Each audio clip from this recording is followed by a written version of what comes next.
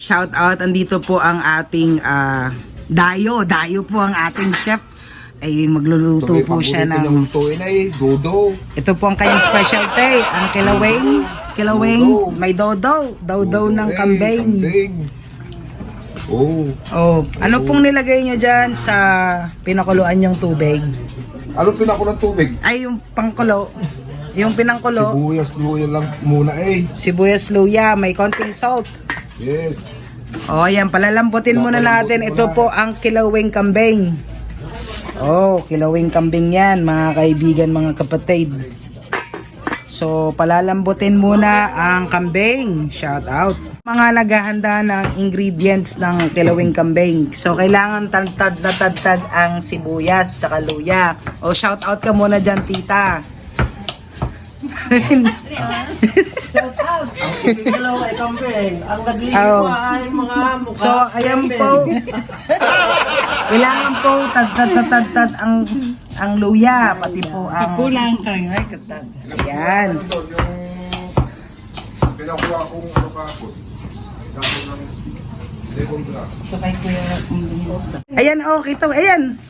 Ganyan po ang tamang pagtadtad. Kailangan po nakalawit pong konting daliray. Para pag nagkulang yung sibuyas ay meron pa po tayong may dagdag. Shout out. Ayun na, kakita nyo ay chef po yan sa may Caloocan. So, ayun po silipin natin.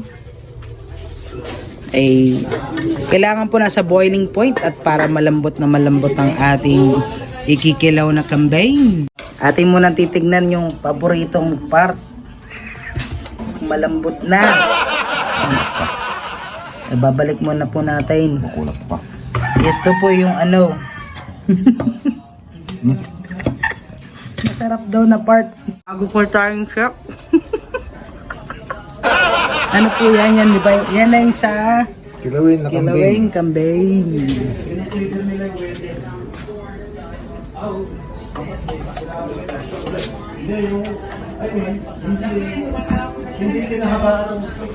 So after pakuluan, iihaw. Mas may harang utak. Tapos may utak. Oh. Utak ng kambing. Parang gawing sisid. Ano po nung fresh ko ano yung dito? Ang sariwa. Mabilis eh.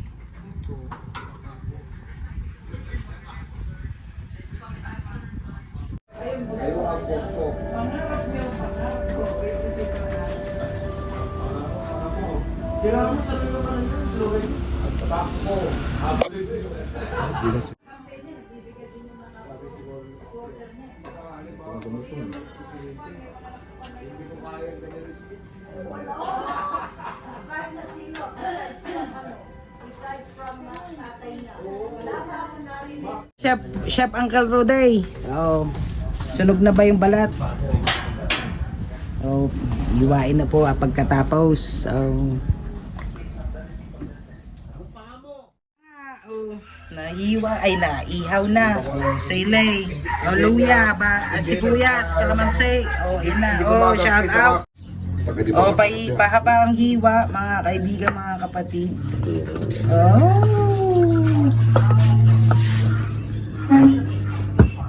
So, ayan po ulit ang mga ingredients natin. Yan lamang po. Oh. Kunti lang to. Sapat na.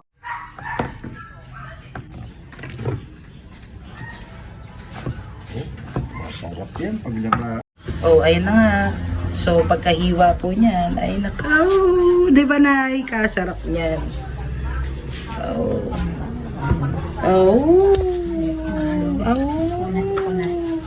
So, mamaya ilalagay, dadagdagan pa natin siya ng sukang iloko. So, kung medyo brittle lang mga ngipin, ay liitan nyo na po yung hiwa. Para po mas madali pong manguya. So, ayan na nga. O, diba? So, kung gusto nyo pa naman sa marami pang selay at maparami kayong inom sa inyong pulutan, ay dagdagan nyo. O, shout out. Diyan sa mga taga Caloocan, Marites, Sandy Marites.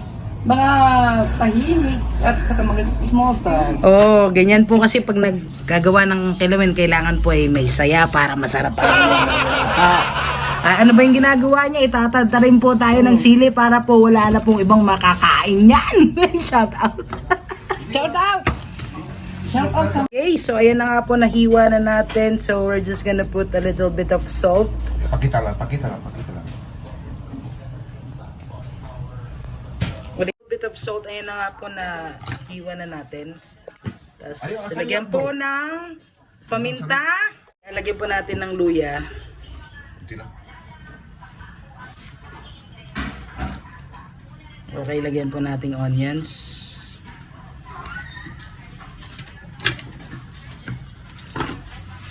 Ano yan? Sili!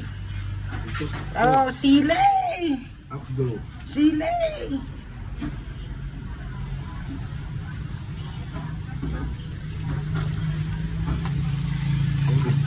So, ayan po yung pinakautak. Na-steam na po yun ng konti kasi nainitan kanina habang nag-iihaw. So, ayun na po ang sukang Sana ako. iloko! Kunti lang, kunti lang. Lagyan na natin ng suka. Suka! Lagyan natin suka! Shout out tayo dyan!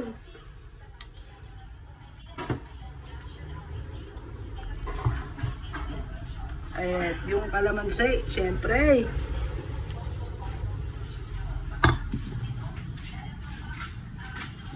Oh.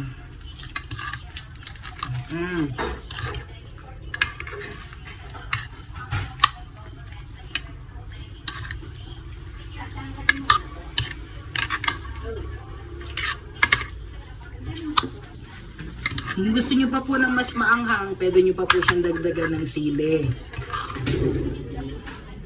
Gusto po namin ng mas maanghang-hang.